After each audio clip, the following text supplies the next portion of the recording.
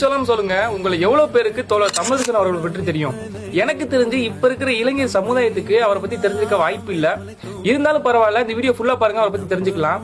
அதுக்கு முன்னாடி இந்த மாதிரி ஹிஸ்டரி தெரிஞ்சுக்க நம்ம மீடியா மறக்காம ஃபாலோ பண்ணி வச்சுக்கோங்க. தமிழரசன் அவர்களை என்னதான் தீவிரவாதி அப்படின்னு அரசாங்கம் சொன்னாலும் பல ஒடுக்கப்பட்ட மக்களுக்காகவும் விவசாயிகளுக்காகவும் இவர் பல ஆயுதமேந்திய போராட்டங்களை முன்னெடுத்திருக்கிறாரு.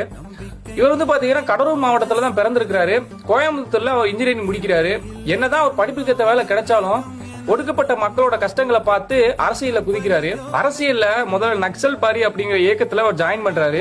அந்த இயக்கத்துல இருந்து ஒடுக்கப்பட்ட மக்களுக்காக பல போராட்டங்களை முன்னெடுக்கிறாரு. சில கருத்து வேறுபாட்டினால அந்த இயக்கத்திலிருந்து விலகி தானே ஒரு தமிழ்நாடு விடுதலை படை அப்படின்னு ஒரு இயக்கத்தை ஸ்டார்ட் பண்றாரு. தமிழரசன் அவரோட கொள்கை என்னன்னு பாத்தீங்கன்னா, தமிழ்நாடு தமிழருக்கு தான், ஒரு தமிழர்களுக்குன்னு ஒரு தனி நாடு அமைக்கணும். அது மட்டும் இல்லாம இந்தியால இருந்து தமிழ்நாடு தனியா பிரிச்சு தமிழர்களுக்குன்னு ஒரு இறையாண்மை கொண்ட நாடாக மாற்றணும் அப்படிங்கறத ஒரு லட்சியமாவே இருந்துச்சு. சோ இது மட்டும் கிடையாது, இலங்கையில படுகொலை பண்ணப்பட்டாங்க பல மக்கள். அதை எதிர்த்து போராடின விடுதலை புலிகளுக்காக தமிழ்நாட்டில இருந்து பல ஆயுதங்களையும் பல ஆதரவுகளையும் விடுதலை புலிகளுக்கு வழங்கினாரு.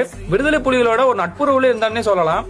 சோ அது மட்டும் இல்லாம பல தலித் மக்களுக்கும் விவசாயிகளுக்கும் பல ஆயுதமேந்திய போராட்டங்களை முன்னெடுத்தாரு.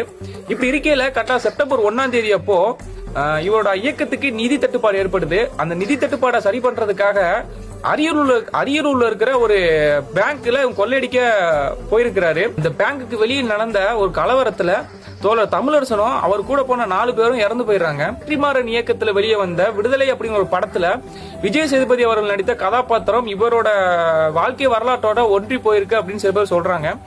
அது மட்டும் இல்லாம இவர் இறந்த அந்த செப்டம்பர் 1ஆம் தேதியை இப்பவும் பல தமிழ் தேசியவாதிகள் இவரோட நினைவு நாளா அனுசரிச்சுட்டு வராங்க.